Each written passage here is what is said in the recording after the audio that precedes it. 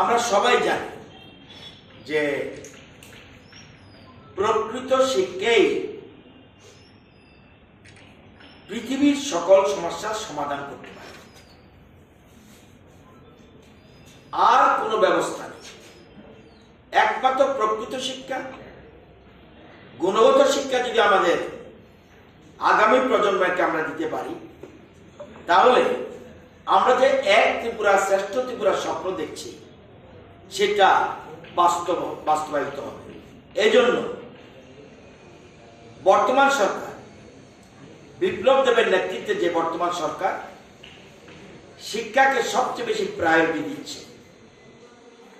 আমরা জানি যে destiny of the country is being shaped in it's classroom,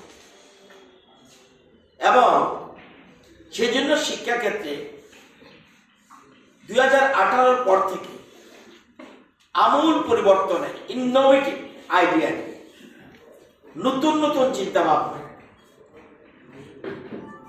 ভাবনা নিয়ে আমাদের এসসিআরটি কাজ করে যাচ্ছে। আপনারা জানেন যে শিক্ষা দপ্তর 33টি রিফর্ম, ইনোভেটিভ রিফর্ম করেছে। এর মধ্যে একটা হলো এই বন্দে ত্রিপুরা চ্যানেল। আজ থেকে 8 মাস আগে মুখ্যমন্ত্রী নিজে এই চ্যানেল ওপেন করেছেন।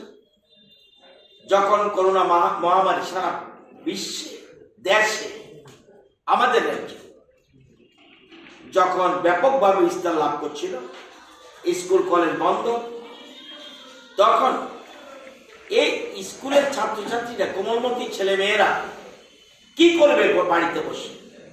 সেজন্য এসসিআরটি শিক্ষা দপ্তর একটা উদ্যোগ নিল যে না, আমরা একটা চ্যানেল করব যেখানে রাজ্যের বিশিষ্ট শিক্ষাবিদরা তাদের